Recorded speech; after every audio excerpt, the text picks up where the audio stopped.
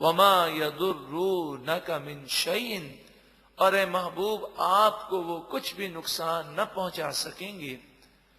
وَأَنزَلَ اللَّهُ عَلَيْكَ الْكِتَابَ وَالْحِكْمَةَ، اور اللہ نے آپ پر کتاب اور حکمت کو نازل فرمایا۔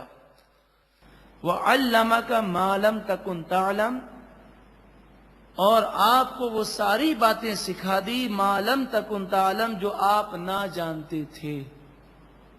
یہ سارا علم اللہ نے آپ کو دے دیا۔ وَكَانَ فَضْلُ اللَّهِ عَلَيْكَ عَظِيمًا، اور اللہ کا فضل آپ پر عظیم ہے۔ مفسرین نے فرمایا فضل سے مراد نبوت ہے، رسالت ہے، آپ کا مقام و مرتبہ ہے، اور آپ کا علم ہے کہ جسے اللہ نے عظیم قرار دیا۔ اب دیکھیں یہ جو میں نے تفسیر کی ہے، یہ تفسیر کن تفاسیر سے میں نے لی ہے، اس کا حوالہ اگر کاغذ اور پین ہو تو اسے نوٹ کر لیں۔ 310 ہجری، آج سے کتنے سال پرانی ہو گئی تفسیر؟ 310 ہجری، 1100 سال۔ جامع البیان چوتھی جلد صفحہ نمبر 373 373۔ علامہ ابن جریر جو عظیم مفسر ہیں، 1100 سال سے ان کی کتاب مشہور و معروف ہے، عربی تصنیف ہے جامع البیان۔ آپ اس میں لکھتے ہیں کہ اللہ تعالی نے نبی اکرم صلی اللہ علیہ وآلہ وسلم کو اولین آخرین کی ساری معلومات عطا فرما دی، اور ما کانا ما یکون، جو ہو گیا اور جو ہونے والا، اس کا سارا علم اللہ نے حضور کو عطا فرمایا۔ دوسرا حوالہ سماعت کیجیے، تفسیر کبیر 606 ہجری، تو آج سے کتنے سو سال پرانی ہوئی؟ 800 سال۔ یہ جو میں نے آپ کو سن بتایا، جامع البیان کے مصنف ابن جریر 310، یہ ان کا سن وصال ہے، یہ آپ کے انتقال کا سال ہے 310۔ اور یہ تفسیر کبیر کے جو مصنف ہیں امام فخر الدین رازی، بہت بڑے عظیم مفسر ہیں، ان کا سن وصال ہے 606 ہجری۔ کتنا ہے؟ 606 ہجری۔ تفسیر کبیر تیسری جلد صفحہ نمبر 112۔ آپ فرماتے ہیں کہ وَكَانَ فَضْلُ اللَّهِ عَلَيْكَ عَظِيمًا، اللہ نے آپ کے علم کو عظیم قرار دیا۔ اس کے تحت فرماتے ہیں یہاں غور کرنا چاہیے کہ اللہ نے تمام مخلوق کو جو کچھ عطا فرمایا، پوری مخلوق کو جو علم دیا گیا، اس علم کے متعلق اللہ نے قرآن سورہ بنی اسرائیل آیت نمبر 85 میں فرمایا وَمَا أُوتِيتُم مِّنَ الْعِلْمِ إِلَّا قَلِيلًا، اے لوگوں تمہیں جو علم دیا گیا وہ بہت قلیل ہے۔ تو آپ فرماتے ہیں ذرا غور کرو، اللہ نے تمام مخلوق کے علم کو قلیل قرار دیا، اور اسی طرح پوری دنیا کے تمام چیزوں کو اللہ نے قلیل قرار دیا۔ سورہ نساء آیت نمبر 77، قُلْ مَتَاعُ الدُّنْيَا قَلِيلٌ، اے محبوب آپ فرما دیجئے کہ دنیا کی ساری چیزیں مل کر بھی کیا ہے؟ قلیل ہیں۔ تو امام فخر الدین رازی فرماتے ہیں دنیا کی ساری دولت، ساری چیزیں قلیل ہیں، اور جتنی مخلوق کو علم دیا گیا وہ سارا علم قرآن نے قلیل قرار دیا۔ اور جب حضور کی بات آئی اور حضور کو جو کچھ دیا، اس کے متعلق اللہ نے فرمایا وَكَانَ فَضْلُ اللَّهِ عَلَيْكَ عَظِيمًا، اللہ کا فضل آپ پر قلیل نہیں بلکہ عظیم ہے۔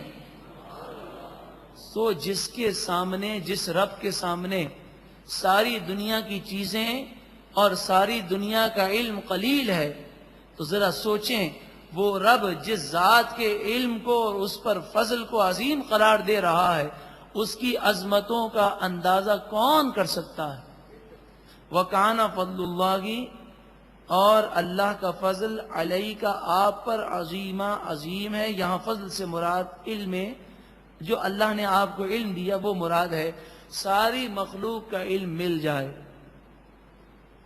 دنیا کی پیدائش سے لے کر قیامت تک جتنا علم لوگوں کو دیا گیا اور دیا جائے گا، جتنی سائنسی ترقی ہے، سب علم مل جائے، اور مل کر اگر حضور کے علم سے مقابلہ کیا جائے تو مفسرین نے فرمایا 7 سمندر ہوں، 7 سمندر کا ایک پانی کا قطرہ ہو، 7 سمندر میں سے ایک پانی کا قطرہ لیا جائے، اس کا کروڑواں حصہ کتنا چھوٹا ہوگا؟ تو اس کروڑویں حصے کو 7 سمندر سے کیا نسبت ہے؟ ساری مخلوق کا علم حضور کے علم کے سامنے وہ حیثیت بھی نہیں رکھتا۔ لا خیر فی کثیر من نجواہم، سرگوشی کرنے میں، جسے ہماری اصطلاح میں کانا پھوسی کہتے ہیں، مشورہ کرنا، گفتگو کرنا، زیادہ مشورہ کرنے میں، زیادہ باتیں کرنے میں خیر نہیں ہے، مگر کچھ چیزوں میں زیادہ باتیں کرنے میں خیر ہے۔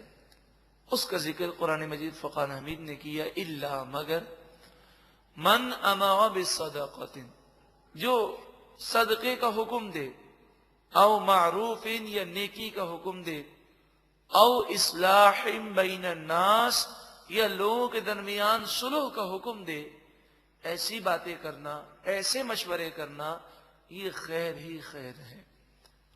تو پتہ یہ چلا کہ انسان کو زیادہ باتیں نہیں کرنی چاہیے۔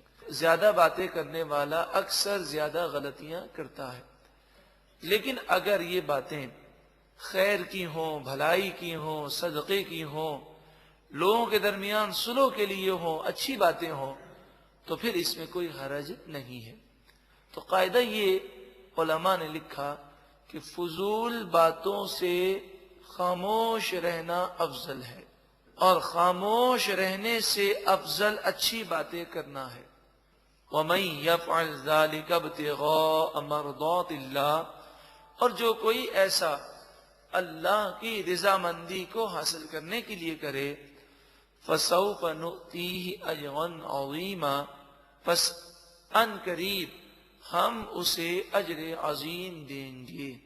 وَمَن يُشَاقِقِ الرَّسُولَ، اور جو کوئی رسول صلی اللہ علیہ وسلم کی مخالفت کرے، من بعد ما تبین لہ الہدی، اس کے بعد کہ اس کے لیے ہدایت واضح ہو گئی، پھر بھی حضور کی نافرمانی کرے، وَيَتَّبِعْ غَيْرَ سَبِيلِ الْمُؤْمِنِينَ، اور نیک مومنین کے راستے کو چھوڑ کر دوسرے راستے کو اختیار کرے، نُوَلِّهِ مَا تَوَلَّى، ہم اسے چھوڑ دیں گے جس کی طرف وہ پھرا، اسے جانے دیں گے، اسے روکیں گے نہیں۔ وَنُصْلِهِ جَهَنَّمَ، اور ہم اسے جہنم میں ڈال دیں گے۔ وَسَاءَتْ مَصِيرًا، وہ بہت ہی بری جگہ ہے پلٹنے کی۔ محترم پیارے بھائیوں، اس آیت کریمہ میں رسول اللہ کی نافرمانی کی بھی مذمت ہے، اور صالحین کے راستے سے ہٹ کر دوسرا راستہ اختیار کرنے کی بھی مذمت ہے۔ اللہ کی بارگاہ میں یہ دعا ہے کہ اللہ ہمیں ہمیشہ اپنی اور اپنے محبوب کی فرما برداری کرنے کی توفیق عطا فرمائے، اور صالحین کے نقش قدم پر چلتے ہوئے ہمیں صراط مستقیم پر گامزن ہوتے ہوئے جنتی راہ اختیار کرنے کی توفیق عطا فرمائے، صالحین کے نظریات، عقائد اور اعمال کو اختیار کرنے کی توفیق عطا فرمائے۔ ارشاد فرمایا، ان اللہ لا یغفر ان یشرک بہ، بے شک اللہ تعالی اس کی مغفرت نہیں فرمائے گا جو اللہ کے ساتھ شرک کرے، وَيَغْفِرُ مَا دُونَ ذَلِكَ لِمَن يَشَاءُ، اور اس سے کم جو گناہ ہوں گے اس میں سے جسے چاہے گا بخش دے گا۔ وَمَن يُشْرِكْ بِاللَّهِ، اور جو اللہ کے ساتھ شرک کرے، فَقَدْ ضَلَّ ضَلَالًا بَعِيدًا، بے شک اس نے بہت دور کی گمراہی کو اختیار کیا، وہ ہمیشہ کے لیے تباہ ہو گیا۔ مشرک جہنمی ہے، مشرک دنیا اور آخرت میں تباہ ہے، مشرک اللہ اور اس کے رسول کا نافرمان ہے، مشرک کی بخشش نہیں ہے۔ لیکن یہاں پر یہ بات یاد رکھیں کہ مشرک کی بھی بخشش نہیں اور کافر کی بھی بخشش نہیں ہے، بات ہے ایمان کی سلامتی کی۔ تو جس کا خاتمہ ایمان پر ہوا وہ کتنا بھی گناہگار ہو جنت میں ضرور جائے گا، گناہوں کی سزا پا کر جائے گا، اور جس کا خاتمہ کفر پر ہوا یا شرک پر ہوا وہ ہمیشہ ہمیشہ جہنم میں جلتا رہے گا۔ اسی لیے تمام بزرگان دین یہی دعا کرتے، یا اللہ ایمان کی سلامتی عطا فرما، تو یہاں بات ہے شرک کی اور کفر کی۔ شرک کسے کہتے ہیں؟ شرک کے معنی یہ ہے کہ اللہ کے ساتھ کسی کو برابر ٹھہرا لینا، اللہ کے مد مقابل کسی کو سمجھنا۔ مثلا یہ سمجھنا کہ جس طرح ہم اللہ کی عبادت کر سکتے ہیں کسی اور کی بھی پوجا کر سکتے ہیں، تو یہ شرک ہے۔ جیسے ہندو شرک میں مبتلا ہے کہ وہ بتوں کی پوجا کرتے ہیں، یا یہ سمجھنا کہ جس طرح اللہ تعالی کی ذات ہے اسی طرح کوئی اور ذات بھی اللہ کی طرح ہو سکتی ہے، تو اسے شرک فی ذات کہتے ہیں۔ جیسے یہودی اور عیسائی حضرت عیسیٰ علیہ السلام اور حضرت عزیر علیہ السلام کو خدا کا بیٹا مانتے ہیں، اور آپ یہ سمجھیے گا کہ باپ اور بیٹے میں مماثلت ہوتی ہے، تو یہ خدا کا بیٹا کیوں کہتے ہیں؟ یہ حضرت عیسیٰ اور حضرت عزیر کو خدا کی مثل سمجھتے ہیں، نعوذ باللہ من ذالک، کیونکہ باپ کی شکل اور بیٹے کی شکل ملتی ہے۔ اس مناسبت سے یہ شرک فی ذات ہے کہ حضرت عیسیٰ علیہ السلام اور حضرت عزیر کو خدا کا بیٹا وہ تسلیم کرتے ہیں۔ اور ایک ہوتا ہے شرک فی صفات۔ شرک فی صفات کی یہ معنی ہے کہ جو اللہ تعالی کی صفات ہیں ویسی ہی صفات بندے کے لیے سمجھی جائیں اور اس میں برابری ہو، بندے کو کسی ذات کو اللہ کے مقابل سمجھا جائے۔ مثلا یہ سمجھا جائے کہ اس کا علم ذاتی ہے، ہمیشہ ہمیشہ سے ہے، یا یہ سمجھا جائے کہ یہ ہمیشہ ہمیشہ سے زندہ ہے، تو اس طرح کی صفات سمجھنا یہ شرک فی صفات ہے۔ الحمدللہ مسلمان نہ تو عبادت میں کسی کو شریک مانتا ہے، نہ ذات میں کسی کو شریک مانتا ہے، اور نہ صفات میں شریک مانتا ہے۔ انبیاء اور اولیاء کی ہم جو بھی صفت مانتے ہیں یہی کہتے ہیں کہ وہ باذن اللہ ہے۔ کیا ہے وہ؟ اللہ کے اذن سے ہے، اللہ کے حکم سے ہے، اللہ کی عطا سے ہے۔ اللہ کی صفات ذاتی ہیں، بندے کی صفت عطائی ہے۔ جب ذاتی اور عطائی میں فرق ہو گیا تو برابری نہ ہوئی۔ میں اس کی مثال اکثر دیتا ہوں، وہی مثال پھر ریپیٹ کرتا ہوں تاکہ یاد دہانی ہو جائے۔ ان اللہ بالناس لرؤوف الرحیم، بے شک اللہ بندوں پر رؤوف اور رحیم ہے۔ لقد جاءکم رسول من انفسکم عزیز علیہ ما عنتم حریص علیکم بالمؤمنین رؤوف الرحیم۔ حضور کے متعلق سورہ توبہ میں فرمایا گیا کہ حضور رؤوف اور رحیم ہے۔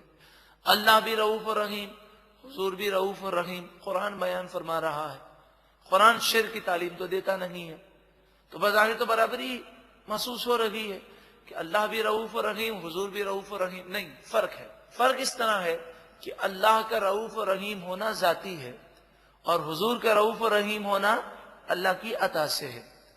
اللہ رؤوف اور رحیم ہونے میں کسی کا محتاج نہیں، اور حضور رؤوف اور رحیم ہیں باذن اللہ، اللہ کے اذن سے ہیں۔ اللہ کا رؤوف اور رحیم ہونا ہمیشہ سے ہے، اور حضور کا رؤوف اور رحیم ہونا اس وقت سے ہے جب سے اللہ نے بنایا۔ تو جب اتنا فرق ہو گیا تو برابری نہ ہوئی، جب برابری نہ ہوئی تو شرک بھی نہ آیا۔ اس کی مزید تفصیل جاننا ضروری ہے، اس کے لیے اس کیسٹ کو حاصل کیجئے، شرک کی حقیقت، اور اس کتاب کا مطالعہ کیجئے، معیار ہدایت۔